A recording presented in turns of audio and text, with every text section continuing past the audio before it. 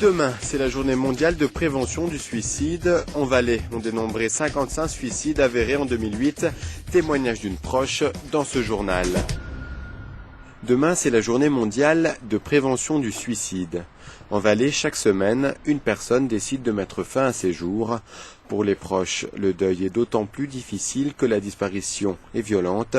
Muriel, qui a perdu sa maman il y a plus d'une année, nous livre un témoignage poignant. C'est très dur à dire ce qu'on ressent. C'est une douleur en fait insurmontable, qui paraît insurmontable au début. C'est comme si j'avais été amputée des bras et des jambes. J'ai perdu un grand soutien, du réconfort, de la présence, ce qu'une maman nous apporte en fait. Vous avez fait la démarche d'aller voir l'association Parpa.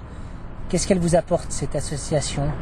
Au sein de ce groupe, on est tous habités par la même souffrance et on en parle, on ose en parler et c'est ça qui libère d'un poids qui nous habite.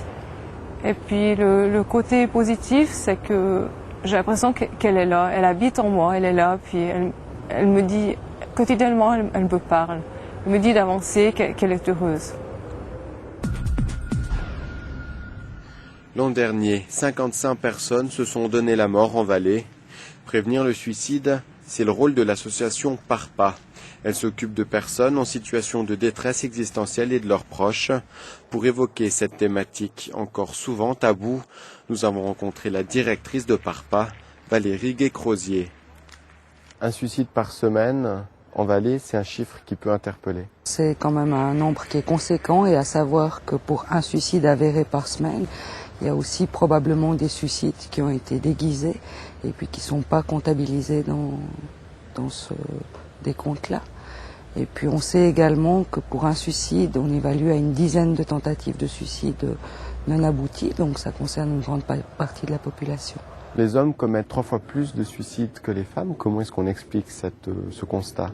Alors c'est toujours des hypothèses. Il y a probablement quelque chose de l'ordre où la femme est plus encline à exprimer ses émotions, à dire ce qu'elle ressent, que socialement aussi c'est plus acceptable qu'une femme dise qu'elle est déprimée ou qu'elle est fatiguée ou qu'elle pleure.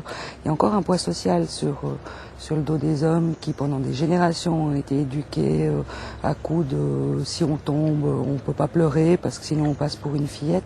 Donc je pense que ça c'est une partie de la réponse. Est-ce qu'il y a des groupes de population à risque ? Alors on sait que c'est quand même le premier taux de mortalité chez les hommes de 15 à 44 ans en Suisse, donc c'est une population à risque.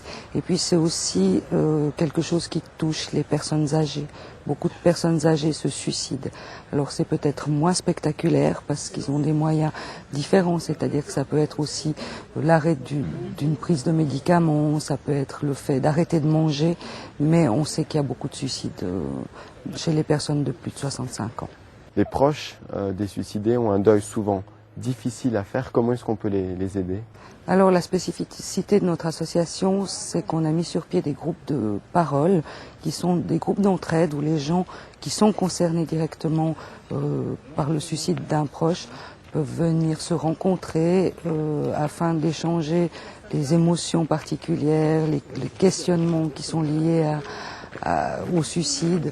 Le suicide induit des deuils très compliqués qui peuvent se prolonger sur plusieurs années et le fait de pouvoir échanger entre personnes concernées a un autre impact que d'en parler avec des gens qui ne sont pas concernés.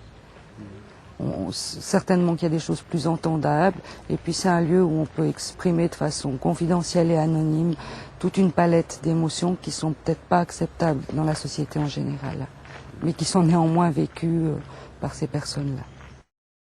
L'association Parpa propose une ligne téléphonique ainsi que des groupes de parole pour aider les personnes en détresse et leurs proches. Toutes les informations se trouvent sur le site internet www.parpa.ch.